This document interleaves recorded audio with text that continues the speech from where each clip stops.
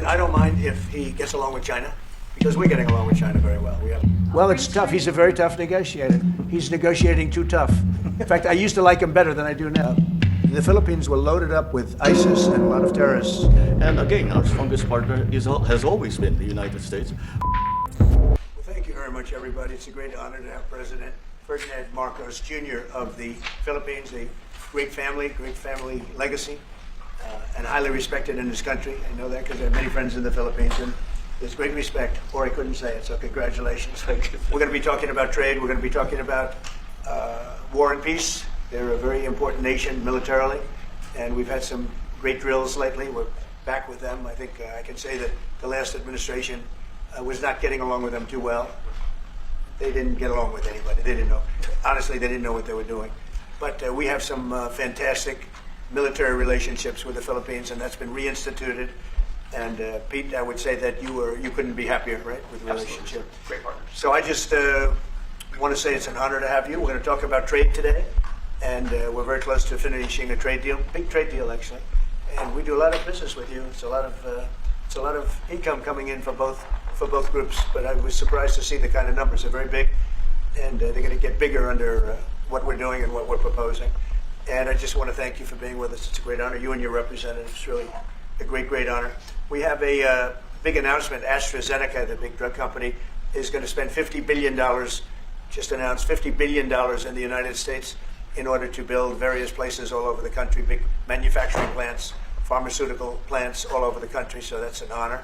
And he said they did that because of the election and because of the fact that the tariffs are placed. So they're building their facilities in New York. $50 billion, that's a big investment.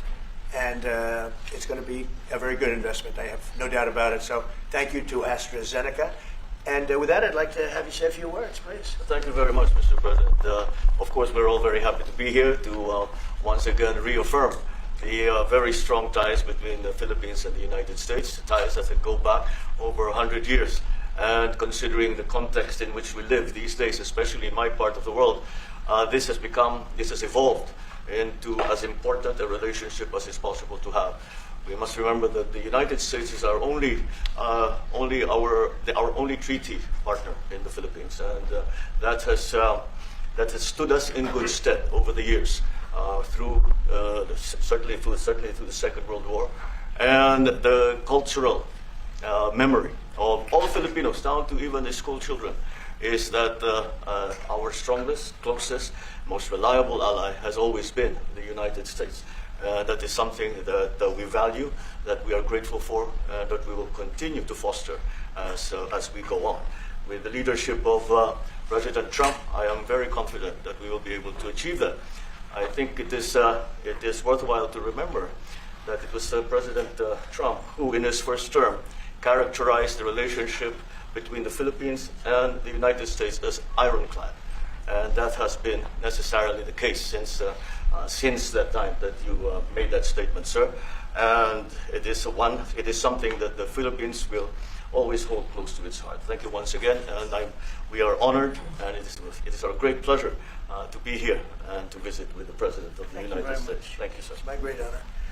Any questions? President Marcos, next year, Philippines is going to be the rotating chair of ASEAN. I wonder, how do you plan to balance your relationship between the United States and China? And for President Trump, Kremlin yesterday said if you are going to Beijing in September, they wouldn't rule out a meeting between you and President Putin. Is such a meeting possible? And how soon do you plan to visit China? Well, we have a lot of meetings possible. President Xi has invited me to China, and we'll probably be doing that in the not too distant future, a little bit out, but not too distant. And I've been invited by a lot of people, and we'll make those decisions pretty soon. Please. Well, as you say, we are chairing ASEAN for 2026. There is no need, in a sense, to balance, as you characterize it, to balance our relationship within the United States and China, simply because our foreign policy is an independent one, and we are essentially concerned with the defense of our territory and the exercise of our sovereign rights. Now, whether we do this not alone, We need to do this with our partners. And again, our strongest partner has always been the United States.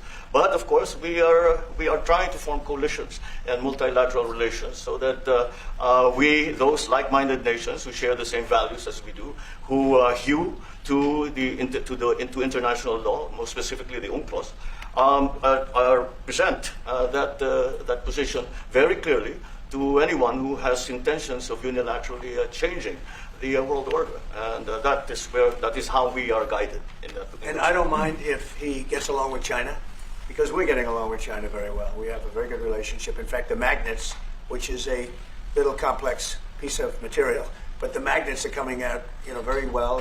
They're sending them in record numbers. We're getting along with China very well, and I don't mind if the president dealt with China. If that's meant, because I think he has to do what's right for his country. I've always said, make the Philippines great again. Do whatever you need to do, but you're dealing with China wouldn't bother me at all. Well, now it is something that we have to do in any case. Yeah, certainly.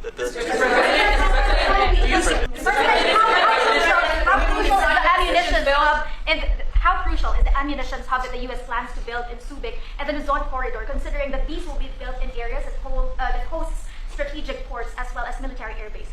You're talking ammunition? Yes, the U.S. House Congressional Committee on Appropriations approved the budget. What's very important. Otherwise, we wouldn't have approved it. Sorry? Yeah, it's very important. Otherwise, we wouldn't. We need ammunition. We're going to end up in a few months, we'll have more ammunition than any country has ever had. We're going to have more missiles than any country has ever had. We're going to have all the speedy missiles. We'll have the speedy ones, the slow ones, the accurate ones, the ones that are slightly less accurate. We have everything. But we will have more ammunition than any country has ever had. It's very important to me. And how Go ahead, please, Red.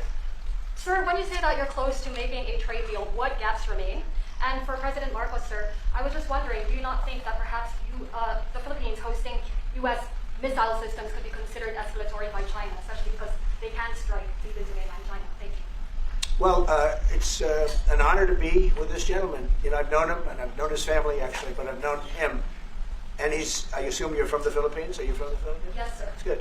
You're very lucky to be from the Philippines. Right? It's a great place. But we're going to have a very good relationship. I mean, I know you had some problems with another president, and it was not your fault. It was the president's fault. And the country was maybe tilting toward China, but we untilted it very, very quickly.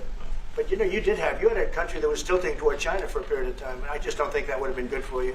You can deal with China. You should deal with China. But when I got elected, everything changed, and they came right back to us. President Trump, will you My question to consider extending President Marcos, sorry. Say it again. Yeah, Brian, go ahead. Oh, Mr. President, I just wanted to piggyback off the Sorry, I have a council. question to President Marcos. I'll let Yes, yes. I'm sorry. What was the question again? It was about whether having U.S. missiles hosted in the Philippines could be considered escalatory by China. All of what we consider part of the modernization of the Philippine military is really as a response to the circumstances that surround the situation around the South China Sea, and now what we used to refer to as Asia Pacific, which we have expanded now to the Indo-Pacific.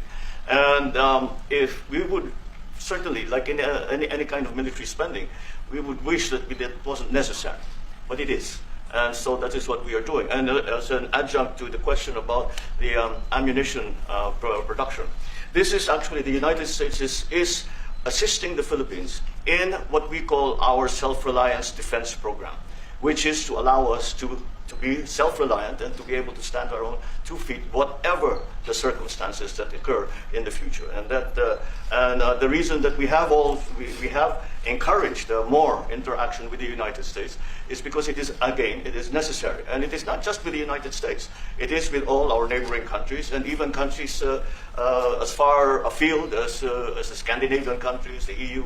And so this is an ongoing process. And again, I will stress the point that we do this because we feel it is necessary. Don't forget, just as tantamount to what you're asking, the Philippines were loaded up with ISIS and a lot of terrorists, and they were at a very, very dangerous point. And during my administration, we went in and we wiped them out, working with the Philippines, but we wiped them out. But if we didn't go in, I don't know what would have happened. I don't know who would be your president right now. But we spent a lot of time and a lot of talent on going into the Philippines and wiping out terrorists. They had a tremendous problem during my administration, and we cleaned it up. We got them out, and now you really have a good, solid country again. I believe so. Yes. How can you Of negotiating about the reciprocal tariff, how far are we With who? from with the Philippines? Yes, Oh. sir. How far Are you from the from- Philippines? Yes, sir. Good. I'm from the Philippines. How far are we from achieving? Well, it's tough. He's a very tough negotiator. So far, we're not there because he's negotiating too tough. In fact, I used to like him better than I do now. He's too tough. But we'll probably agree to something. But he's a strong negotiator. He loves your country. Thank you very much, everybody.